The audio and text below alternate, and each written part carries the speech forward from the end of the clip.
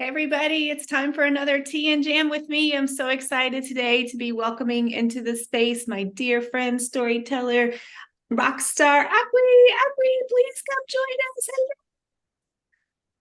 Hey, how's it going? My tea. What are you going to have tea today too? You know what? I was planning on tea, but I was so frazzled at the last minute trying to find my car keys. I was not going to Zoom from my house. I was going to Zoom from my studio. No. And for the last hour and a half, I've been looking for my car keys in my wallet. So I don't have tea, but I have water. Totally fine. Well, today I'm going to be making a rooibos, which is a nice calming tea. So I will send you some Zen vibes over the airwaves. Awesome. Thank you. Yes. So rooibos is a tea that comes from Africa, and it is known to increase your sleep deep waves. Mm. Some people call it red bush, and it's a good tea as an alternative to black tea. It has a nice hearty flavor to it. So that will be the tea I'm brewing today. How are you? It's Monday. It's early there. Monday, I'm good. I'm really good. I woke up this morning thinking about how thankful I am that I'm in a situation in my life where I don't experience those moments when people are at the office and they're like, it's Monday again. That lifestyle is so far behind me in terms of my my mindset that I'm just thankful it's Monday and I'm excited to get started and get the week going. You So know, yeah. Happy cartoon or Garfield, like I hate Mondays. Yeah. No, not at all. So Well, please tell everybody a little bit about you. What do you do? Because you're in a different time zone. You're not in my usual zone of people. So it's a whole new world for folks that might be following my work. sure. So I am now we met when I was primarily storytelling, of course, on stage, and now I consider myself an interdisciplinary artist. I'm based in Iowa. Um, it hasn't snowed yet this season, which is crazy. It's not even really gotten cold, but I'm based in Iowa and I'm a painter and a poet and a performer and a producer of all kinds of different arts projects. So it's a good ride so far. And you hold a space, right? You have a space that people do their work in. Tell me about what that curation process is like. Yeah, so that's where I was going to Zoom from today. So I call it an art lounge and gallery. Mm. And it's sort of a micro venue for different arts experiences. I think of it as a space where arts experiences happen and not necessarily arts events. But it's really designed to house and facilitate a variety of different meetings and conversations and connections, including workshops, visual art and writing, um, workshops and sort of intimate gatherings. It can seat very comfortably up to about 50 people. And so everything from storytelling and music and spoken word poetry to a friend of mine who has a background in choreographed dance. He just finished his MFA. He's like certified yoga and massage therapist and all kinds of things. He's going to be doing a unique experience that combines yoga and hip hop movement. So it's really like, Sorry, my tea bottle is yelling at me. yeah, no, it's all good. So I'm really excited about using the space for unconventional experiences. And I say unconventional, recognizing that even that's relative, right? Like, even what we do in there is somewhere considered conventional. So, yeah. Wow. So you mentioned that when we first met, you were sort of more primarily a storyteller. Tell us about how you've been on this journey of like expanding your creative life. Tell me about, I want to hear like how it is you just kind of gave yourself the permission to get more and more creative and juicy over the last 7 years. Yeah, it was so it's sort of like ultimately it's sort of I feel like it's a returning back to myself. It's a returning back to the version of myself that I think I'd always wanted to be. Um, the most vivid experience I have that really fundamentally shifted my trajectory as an artist was way back in seventh grade. I had my language arts teacher at the time. I'd actually back then was really curious about the relationship between visual communications and written communications, Mm. and sort of putting them in conversation with each other. And so I had created a book of poetry and illustrated that book of poetry, but she had all kinds of issues and was racist. And I turned in the book of poetry, and she made it clear that in her mind, that book wasn't worthy of much of anything. And it wasn't even about the grade. It was the comment she wrote at the end of the page. Anyway, that's a long story.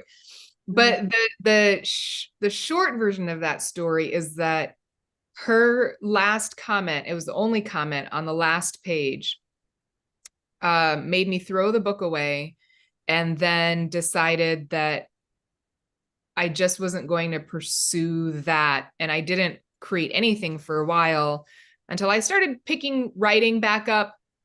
And then in high school and college, I just knew I wanted to still work with words in a creative way. And it just evolved into me recognizing that I didn't necessarily want to be a writer for the page as my primary form of a relationship with words. It expanded into stumbling into performing words on the stage because a theater group said, yes, try whatever you want. Here's the stage, here's the opportunity, try whatever you want. And it was really those moments throughout my life after that. Was around, I think I was like 27, 28. So that was especially pivotal to experience that opportunity, lots of opportunities through that theater company. They're called SPT Theater.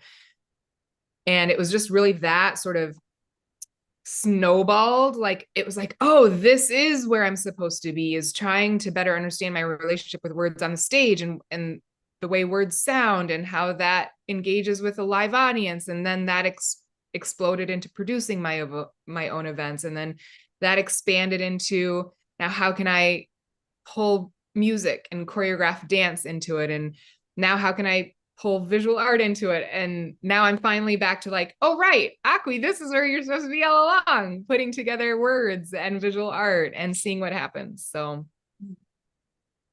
yeah, definitely an expansion, and feels like it feels like, in terms of the work I create, it feels like an expansion outward, and yet it's a moving inward back to my truest self. So, Like a star, you know how stars expand. oh, I love that. I love that. I'm gonna now see, the way I work is like, okay, now I'm gonna look up those specific stars and see the history of those. And I don't know. So now I'm gonna be like, oh, love that. I love Um, So, the reason why I'm having these public conversations with people is because it's part of my research for a show, my first full length, like Shannon tells a story. Sometimes I wonder if this title should be just Shannon tells a story. But the reason why they're tea conversations is because the show is called I'm a Little Teapot. And it's about a time in my life when I was scrapping. When I was in my early 20s, trying to figure my ish out. And I want to talk to people about work, about their sense, how they glean their sense of their purpose. And the four tenets of the project are purpose, possibility, passion, and power. And because I feel like these are things that we sort of figure out about ourselves through the working world. It sounds like you have some really interesting things to say about that from your journey. I'm not getting a sense from these stories that you've had to like I don't know why, but I always sort of like have this tendency to sort of divorce creative pursuits from like the other kinds of work, which is probably not good. But Do you have other work stories to share with us? Like, tell me about your journey with work. Yeah. Interesting. Like, but okay, so I feel like that's the way our culture and even creatives and artists treat the act and practice of making and creating, is like it's somehow this separate thing from everything else, right? Like there's life and work and all these other things, and then there's art or creating or whatever on the side. And I find that so fascinating. So for the longest time I live what I felt like these two very separate lives, right? Like Mm-hmm. day I'm this, by night I'm this. Right. And so I was a language arts teacher for high school language arts teacher for 11 years. And then I left the classroom. Yeah. And everything when I leave a thing, it's like abrupt, nobody sees it coming. And like, what? My mom always freaks out, like, like, so What? yeah. So she's used to it now. And she's seen me do it enough times that she generally trusts that I'm going to like somehow land on my feet. Um, but the first time was I left the classroom. So having taught language arts, high school language arts for 11 years, I just abruptly left. It seemed abrupt to everyone else. Left and pursued. And I think that's about when you and I would have met, Mm. because that would have been right around when I more urgently invested energy and resources and time into storytelling and stage performance and that type of thing. So, and that's when I founded the nonprofit arts organization that primarily produced live events that were like spoken word poetry and stories on stage. But so there was teaching, and always alongside teaching there was art. And then I went into real estate for 5 years, and I did real estate always alongside that with art. And then so then I became director of communications for our school district here in town. It's the largest school district in the second largest school district in the state. So I jumped into that role, and everyone was like, what is Akwi doing now? She goes from teaching to real estate to director of communications. Like, what is happening? And it seemed what is the word? Gentle or dull? Anyway, tangent, I think. It seemed that to the public, but I was like, no, this feels really, really right for my pathway right now. But it was also the most exhausting and high stakes, high stress work I've done in my life. And it was really compromising my creativity. And so I left that and was independent artist and self-employed artist for another year and a half. And during that year and a half, I was trying to gauge like, all right, Akwi, what role does this professional version of life look like, right? Professional version of life. Like, what role does that play in my life where I'm a salaried human being? And I really thought like, okay, if I'm going to do that, what are the non-negotiables in that work environment or in that community? And I made a list of the non-negotiables and wasn't looking for a job when I stumbled upon a job that piqued my interest. I was like, oh, this is interesting. So that was director of communications for a different school district in the state. So I did that for 2 years. And then I abruptly left that at the end of July. And now I'm full-time artist again, but I actually hate that verbiage. I can't believe that just came out of my mouth. I can't believe it, because like, I think actually, like, I try to help people understand, especially creatives, especially artists, you are a full-time artist, even if you have a salary job, even if you're being paid by a university or college, even if you're being paid by some other, whatever. If you're on somebody's payroll, you're still a full-time artist, because like, I happen to have kids. My mom is in town. I have siblings. I'm a full-time daughter to my mother. I'm a full-time mother to my kids. I'm a full-time sister to my siblings. Just because I'm not all hands on deck all the time in every single one of those roles doesn't mean I'm not that full-time. You know what I mean? So when I changed my mindset around the fact that I truly am an artist, 100%, that is my DNA. That is what I do. That is the larger umbrella, full-time artist, under which I might be director of communications, under which today I might be a poet, under which today I'm a storyteller, under which I'm a visual artist. You know what I mean? Yeah, no, that's true. So, gonna play a little game here. Okay. Not what I thought that was. Okay, I'm gonna play a different game. I have a online roll the dice. Yeah. So you tell me when to stop. Ooh. Stop.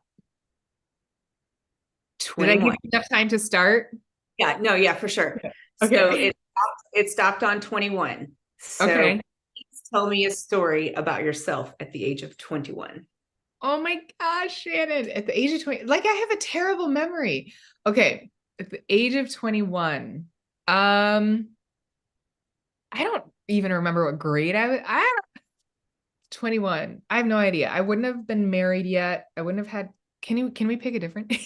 Yeah, we can do it again for sure. Uh, I'm disappointed. I thought the other thing I had that I thought was this piece of paper is I have a fortune teller I've made. You remember the little like thing Yeah. that, and it like comes up with the like for the purpose, power, passion, and possibility. Let's do that one because I have a terrible memory. Like I can't even remember exactly how old I was when we moved from Cameroon to Springville. Depending on what day of the week it is, sometimes I'm 8 years old, sometimes I'm 7, sometimes I'm 8.5. Like a terrible memory. I don't remember how old I was when I had kids. Oh I my did god. try it again. It still came up. It was 28 this time. So That's funny. I wonder what was going on in my 20s. Well, 28, I really don't know, remember 21 exactly, but 28, by 28, by 28, I would have recognized that I was spending almost no time on creating. And I was a young mother at that point. I was exhausted. I was like, why am I going to work every day and coming home every day exhausted and have zero energy left for my kids at the end of the day? And I'm making dinner and then I'm making breakfast and then I'm doing the laundry and then I'm doing the dishes and then I'm like running this household. That yeah. was when I decided I needed to get a divorce. Like I remember that. I remember 28, 29. Yeah. Gosh, there's a song by Mary Chapin Carpenter that's like she does the dishes. Yeah. It like I'll send it to you because it's a story song, and Yeah. it's like this woman at different ages and the things that she's going through, and you know, and at the age of 36, she's like walks out the door because she's like been doing all of the things. Yeah. That. And he and I have a really good friendship now and a good co-parenting relationship. But back then I was like, this isn't it. And really what made me realize that is I said that I wasn't really creating, but the little bit that I was creating, I was just writing short stories about a mother who was committing suicide. Like that was finding a bunch of ways to commit suicide. That was all I was writing that's all I was creating was I was writing short stories about a woman roughly my age, overwhelmed with life and who was just Mhm. committing, you Yeah, know. yeah, you were trying to work through it through the. Mhm. Yeah. So for me, when I was 28, I had been at a nonprofit industrial complex job for almost 5 years at that point, and I'd gone through some health struggles as I was like literally not dealing with my shit, and that was coming out in my digestive like situation. And I was trying to decide, like I was ready to leave that job, and I was looking around, and that was about the point where I decided to go back to school. Mhm. um but it was tough. Like I had come up through having been an AmeriCorps member and was like getting promoted a little bit every year, and that last year I was actually the interim executive director. So think about like to have gone from like AmeriCorps position to like interim Uh, executive director at that age. yeah. Um, and yeah, I was just like in this really interesting turning point. Yeah. Yeah. But now that seems so young to be like carrying those kinds of burdens, you know? Yeah, I know. And well, and it happens like, doesn't it happen relatively quickly where we go from, we are young when we're suddenly like thrust into the bowels of adulthood. Right? Oh, you're like, wait, what is happening? Yeah. And Yeah. then I don't know if you felt it, but then it's like, then there's this phase where you have to sort of, I mean, I don't know how you felt, but I definitely felt like I was just thrown into adulthood and the waves are really rocky and you're just on this ship trying to like get your sea legs, and it takes a while to get your sea legs before you're like, oh, okay, this is how I'm supposed to adult.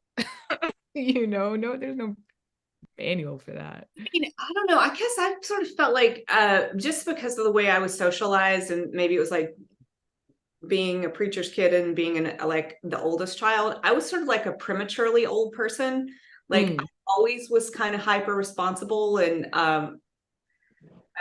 so yeah, the many stories go in between about like how that manifested in my life, but definitely like the hard stuff with the financials, which is why it's interesting to go back and think about that time in my early 20s for this show.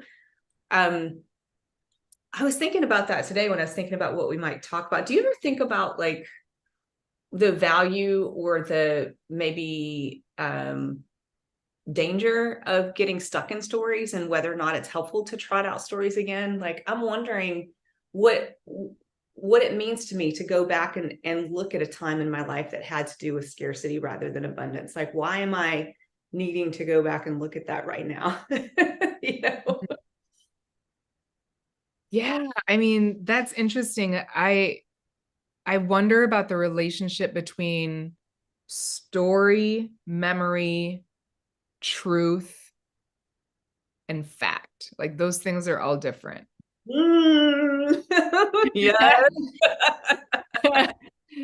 And there's so much science out there around like what humans brains tell us is an accurate memory isn't actually as nearly as accurate as we think it is, even with our most authentic selves. We can profess something to be true, and our brains just don't remember it as that. um and so I wondered to what degree we manufacture our own realities, right, through stories. So there is truth with a capital T that exists that none of us actually knows or remembers ever. And then there's the manufactured, which is, in my mind, the facts, right, that we manufacture. And then somewhere in all of it is like the hopes and dreams and belief systems and values that create the context of the stories we tell ourselves and each other. So I don't know. I don't. It's interesting. So like what you were, the why you're drawn to. You said times of scarcity versus abundance. That's Yeah. fascinating. Like I feel like there's certain themes in my storytelling that I go back to over and over again. And I had this wonderful mentor who was kind of a luminary in the field. I got some like a brief period of my life where I got to sort of sit with her. And one of the things that she really got on me about was she was like, Turner, I'm gonna need you to tell me a better story. And she was like always saying that I had this tendency to portray myself as the underdog of my stories. And mostly she was talking about in terms of being the lovelorn, Shannon, the friend girl, Yeah. having crushes on guys. And I think that unrequited love is one of those themes that I have a tendency to go back to. And I'm sort of making that a reality over and over again by telling those stories. So Yes. I feel like, in the same way, going back and looking at this period of my life where I was scrapping, as I say, wandering, I'm doing that because I'm wanting to look at this journey with purpose. Yeah. and compare and contrast it with today. And I'm doing that for a lot of reasons, not just for myself, but I kind of feel like we're still hanging under the malaise of the pandemic. And I'm so wanting a lot of things to happen because of the project. But I just started thinking about it under a different light of like, what does it mean for me to go back and think about those stories? And maybe it is about giving it a different lens of like helping myself see the trajectory of like, what is the ending of that story? You know, like how did I build out of it? Yeah. Yeah. I mean, like I love that because I definitely feel that sense of creating, we're creating versions of ourselves. We're creating versions of fact and versions of who we are and versions of who other people are. Like we're creating that.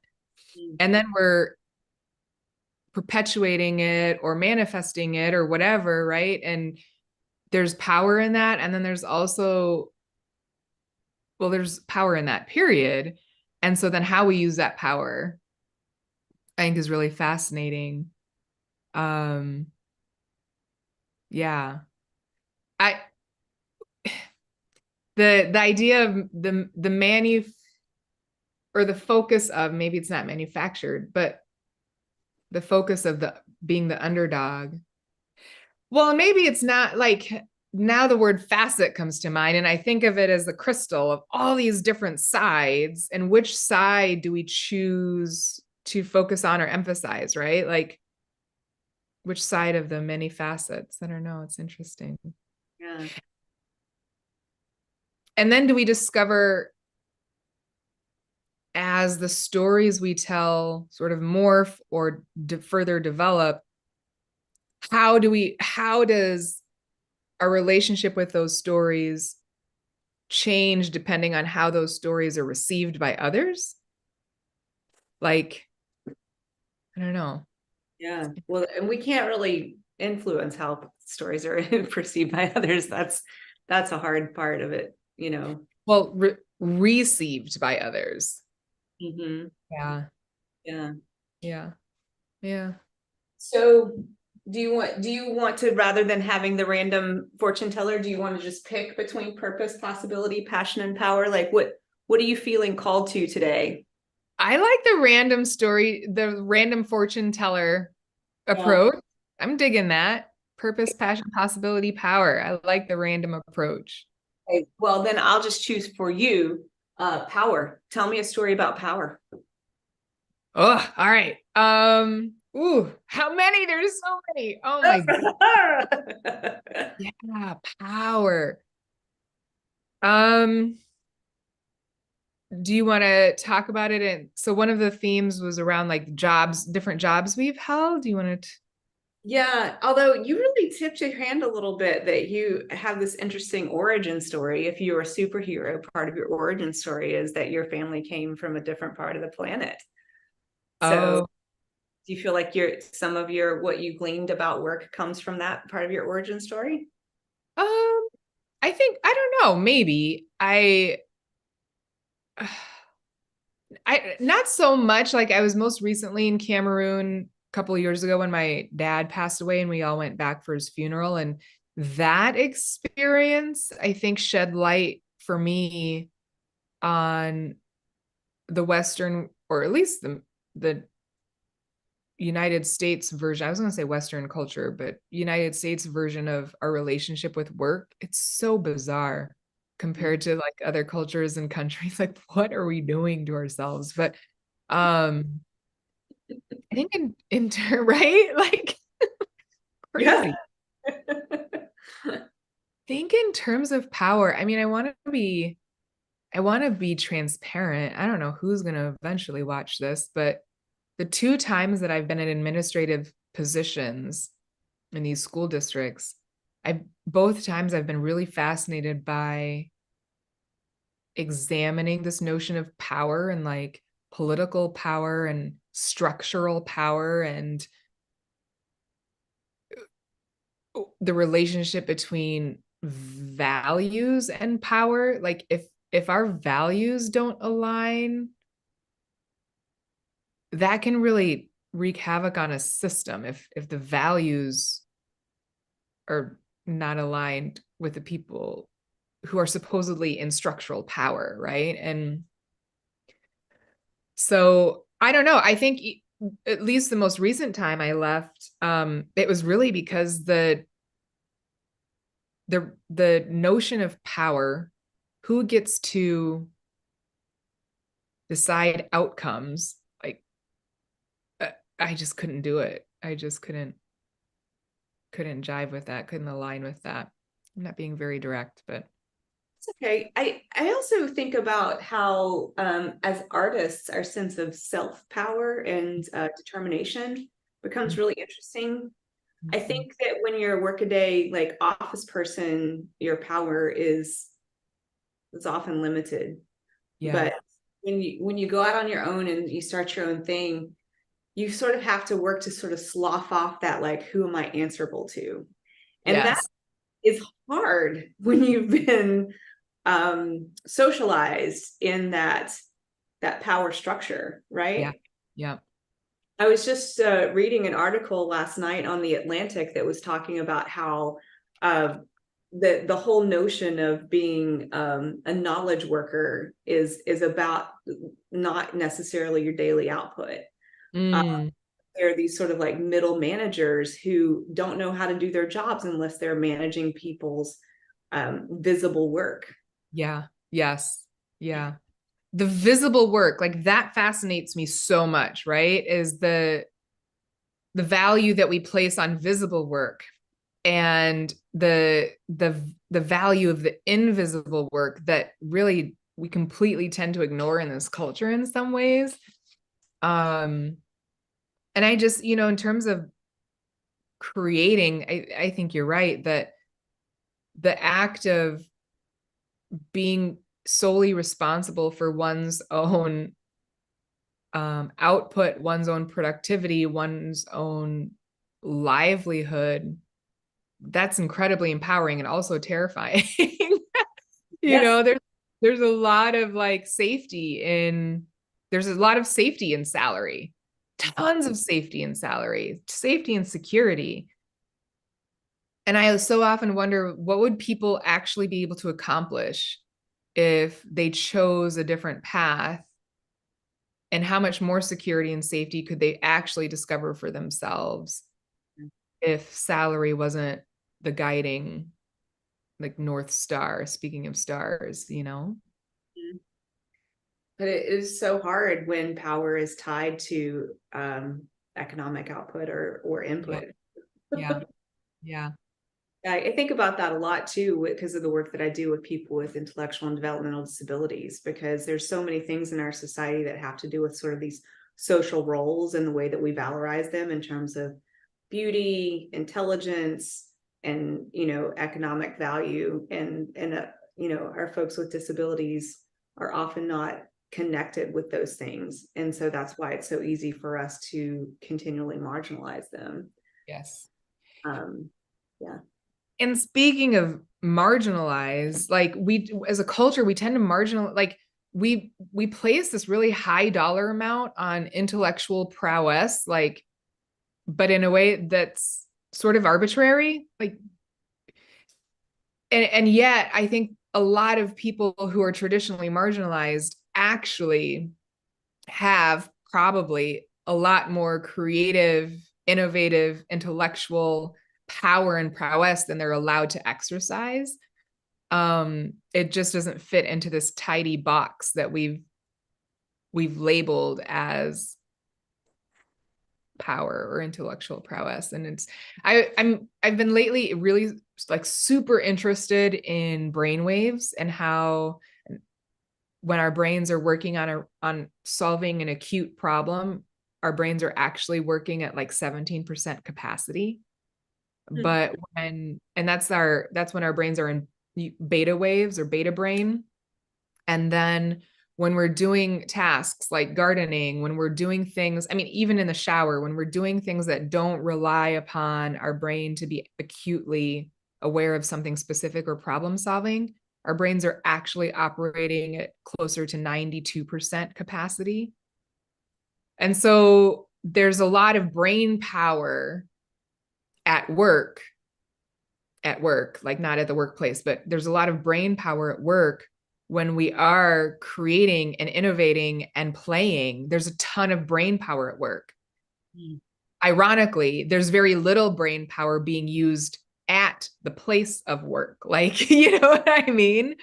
That fascinates the heck out of me. And yet that's where we place our value. Like economic value is in the people who are using 17% of their brain's capacity most times of the week.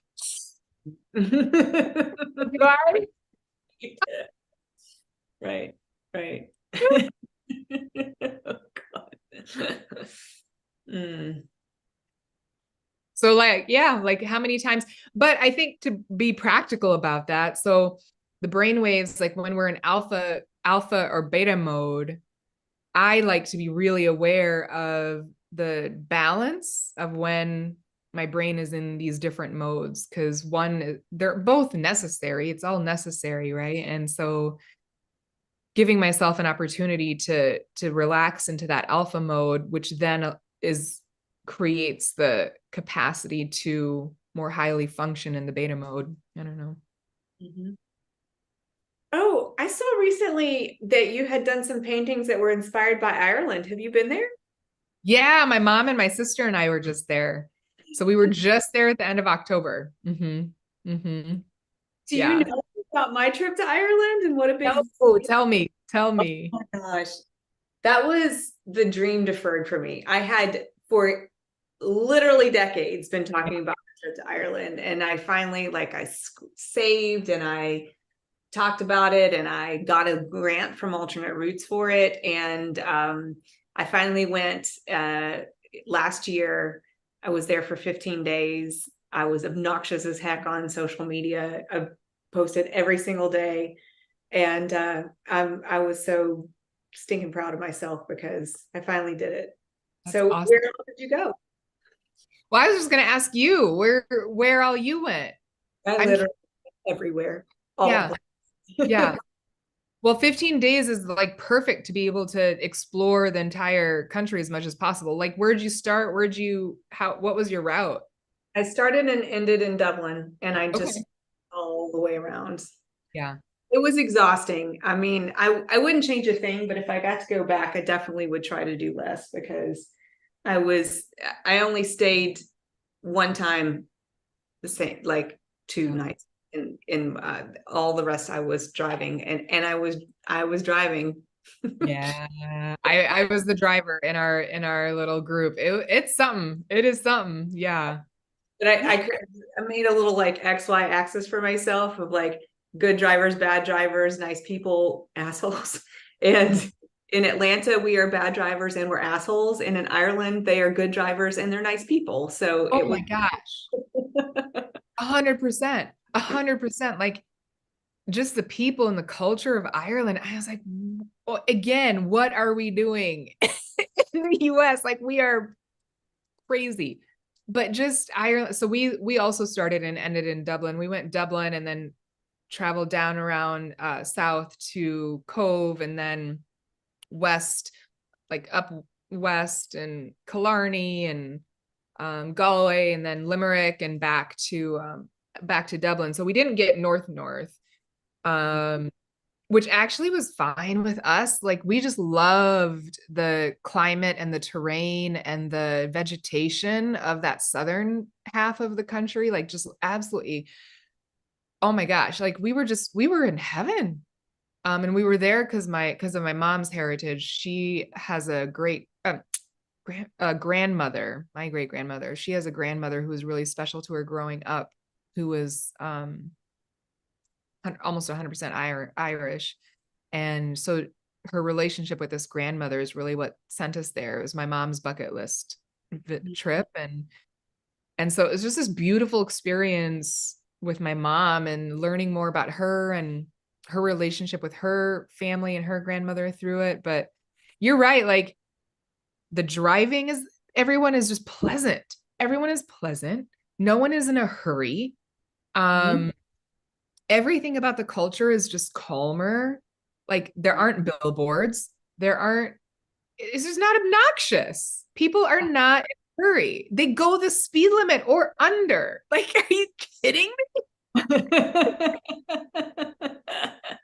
I was like, they don't overdo or underdo anything, is what it felt like. Like, when the first couple of days we were there, I noticed a couple of signs that at restaurants that were like, we serve good food every day. And I was like, good food every day. Like, they don't proclaim to serve great food, the best in Killarney, the best in Limerick. Like, nobody is like, look at us. They're like, we serve good food. And I'm like, they really do. Everybody really does, you know? Yeah. So I was just going to show folks this painting that you had made. Yeah. So tell us about this, since visual art is like always fascinating and stunning. And so this is a diptych. That's what they call two paintings that go together, right? Yes. Yeah. Yeah. This diptych is titled Wild Atlantic Way. Oh yes, the highway. So folks, in case you don't know, this is kind of like the Blue Ridge Parkway or the Pacific Coast. What is the one that's called that goes Pacific Coast Highway, I think. Yeah. So the Wild Atlantic Way is the highway that goes all around Ireland. Yeah. And I just came back so like everything, it felt like everything about Ireland was just in my body, in my breath, in my lungs, in my bloodstream. And so then when I got back, I put it out on the canvas, but just how intoxicatingly vibrant the different shades of green are, the landscape, but then also like the muted shades of sand and stone and rock. So this is sort of is it an abstraction or an amplification, I think, of the landscape as I saw it, you know, but and then the gardens. I mean, the gardens, okay, so the color on the top right, the like purplish bluish color. My sister was wearing a jacket for part of the trip that was that color. And because it was just this really cool experience with the three of us, there are little bits and pieces that are also representative of just relationship. But the gardens, Muckross, we went to Muckross house. We were just like spellbound. We were just spellbound. Yeah. This is the one on the left. Yeah. Mm-hmm. Okay. Yeah. So I have to show you my phone. Well, quit that. So I have a photo of, so you know how you have like the picture that's there before it locks. There it goes. Oh my gosh. Yes. Yes. Is that Ireland? Where is that? I have to go look it up, but I went skiing. Yeah. Oh my gosh.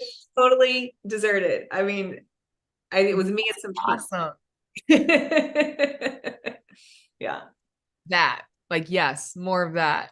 Oh my gosh. That's cool. It was so cold. I was there in April, so I like ducked myself in and then came right back out. But it makes me cold. Like, look, I'm like, oh, it makes me cold thinking about it. Somebody was like, one does not come all the way to Ireland without dipping one's naked body into the Atlantic Ocean. And I was like, okay, I guess I'll have to, in order to fully check this off my bucket list. Any dipping in the Atlantic or what is it? Kissing the Blarney Stone? Actually, get to see the Blarney Stone. Yeah, I didn't. Yeah, but yeah. So many things. I'll have to go back. Well, I'm glad we share that beautiful journey. Oh my gosh. Yeah. Well, and you've probably, like, what's your heritage and ancestry related to Ireland? Well, and so this is fake. Sometimes I joke I'm a transgender. Okay. I'm a Euro mutt. I mean, it's primarily from the British Isles, but I have Scandinavian and all kinds of different things in there. But Ireland was what I always identified with. That's why I wanted to go. Like back in college, I started reading romance novels that were set in Ireland, and that was right when that horribly cheesy movie, but at the time it hit the spot. Far and Away came out. Okay. Yeah. Tom Cruise is like, "Oh, Shannon, you're such a corker," you know. It was like calling you for a long time. When you got there, did you feel like, yes, this is I'm connected to this space in this place somehow? Did you feel that? Yeah, yes. And especially because of my name being Shannon. And I was ostensibly writing a book called Walks with Grief at the time. So part of it was trying to connect with the sense of ritual and walking and making our own sense of ritual. So part of that journey was about trying to figure that out. And actually what I figured out on the trip was that I was ready to let the book go. Wow, that gives me goosebumps. Wow. Wow. Yeah. Wow. I mean, for now, I've let the book go. Life is long. It may transform into something else. Maybe Yeah. this is what that is. Yeah. Well, that's fascinating to me on so many levels. It reminds me of a book. I honestly, it's on my shelf over here. I'm gonna grab it. The Anthology of Turquoise, I think. The Anthropology of Turquoise. The Anthropology of Turquoise, Reflections on Desert, Sea, Stone, and Sky. Was a Pulitzer Prize finalist. And I was really curious about it because I spotted it when I was in Sedona. And it feels like what Ireland was for you, like Sedona in some ways is that for me. And there's one little sentence that just struck me about how like we're physiologically drawn to geographical locations that are somehow embedded in our DNA. And I found that really interesting. I'm not going to find it right now, but I just found that really interesting. Oh yeah. We're drawn to certain kinds of landscapes. The draw to certain kinds of landscapes is also biological. We gravitate to environments that reward our hereditary inclinations. I think that's really cool. Yeah. Hmm. That trip was really good. It kind of kicked my ass. It was Did very it? I was there alone, and you know how there's this point when you're traveling with people where you're like, oh, this is a lot of together time. Like I'm gonna need to like take a walk by myself, or Mm-hmm. like, Yes, I know. like because you just took this with your familiars, right? Well, when you are traveling alone, you are that person that you start to get annoyed with. You can't escape yourself, Yeah. And I think we have so many romantic notions about what it is to travel alone, but if you do not have self-love, it can get really hard. Oh wow, I'm fascinated by that because I love traveling solo. I prefer it. And for a while I was trying to do at least 2 solid trips a year that were solo, and like Hawaii, Sedona, variety of places. But like, oh my gosh, I feel like my battery's recharged. I have a stronger sense of, purpose is one of the themes. Like, I feel like I have a stronger sense of purpose after those trips. Like, oh my gosh. And like I can feel in my body when I need one of those trips and one of those experiences again. It's like, oh my gosh, it's time. Everybody's driving me crazy. Yeah, I was reading a book of interviews of jazz musicians in the 70s by a jazz musician. Yeah, it was really cool. And in one of the interviews, the jazz musician was like, more people need to get with themselves. Like it is one of the bravest things in the world to get with yourself. And I dig that. I'm like, yeah, yeah. What is that book called? I will really want to look into that. Yeah, it's Notes and Tones. Notes and Tones. Thank you. Mm. What a great recommendation. Yeah, yeah. It's interesting. I mean, at a certain point, because they were all in the same genre, a lot of them were friends in the same time period. At a certain point, the conversations, the interviews really echo each other. And so you can almost sort of like guess what the responses to some of the questions are going to be, but at the same time, it's a really fascinating read. Yeah, yeah. So as somebody who has both worked in written and oral storytelling, one of the things I'm struggling with is how to do this full length show. Have you ever told of like a big long like full length story like this? I haven't. So I'm really fascinated that you're taking this on. I mean, like that's a megalithic, megalithic experience, I have to imagine. Oh, I was wondering if you had any advice, like if you were doing this, like what would your process be? I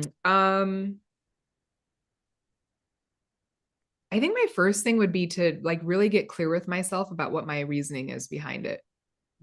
What's my reasoning? Not necessarily what am I trying to say, but what's my reasoning? Why am I doing this?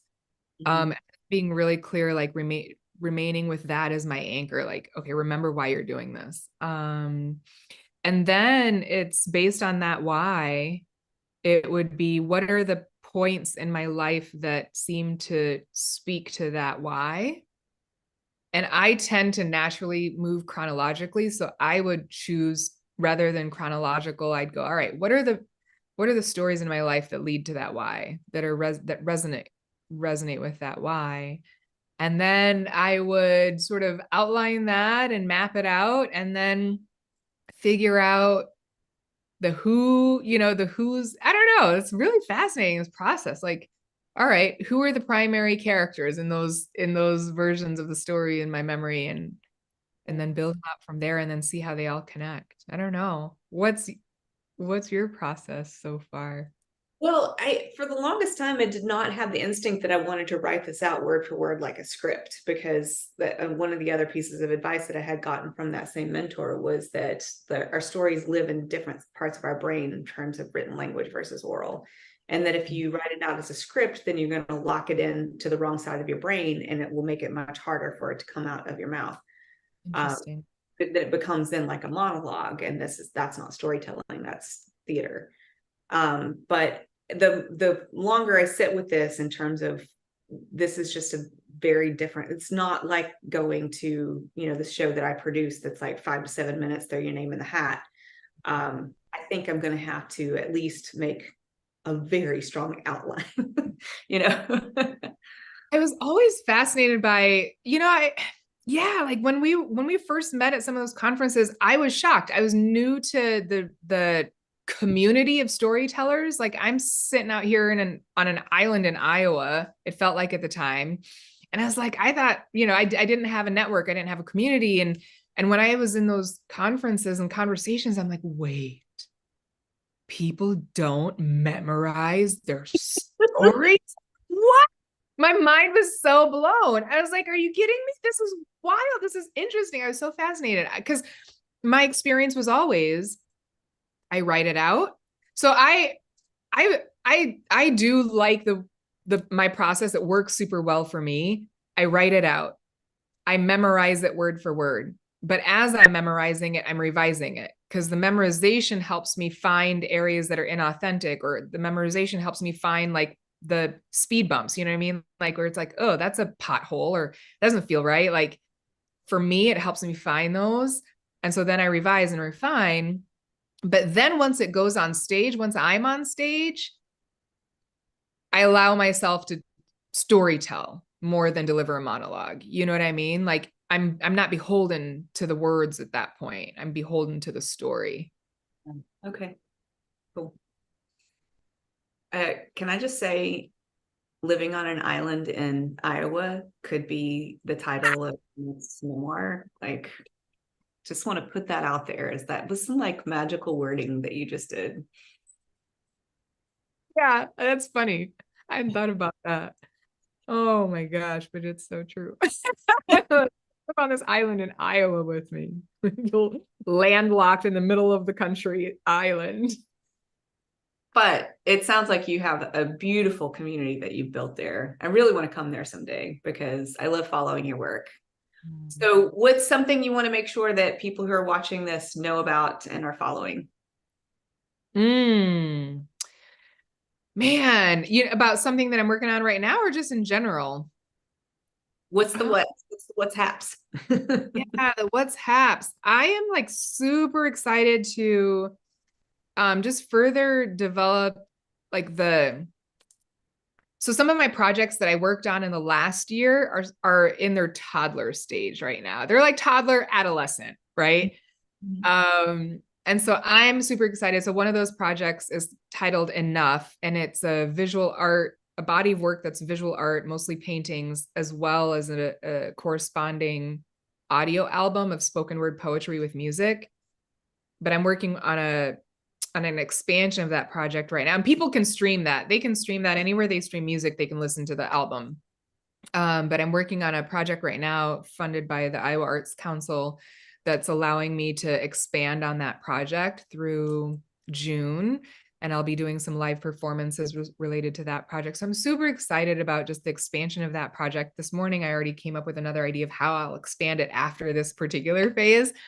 And then correspondence is a short film. It's experimental. It's a choreo poetry film. So it's my voice, my words with choreographed movement. But even similar, like to what we were just saying about the process of story. Do you memorize it? Do you not?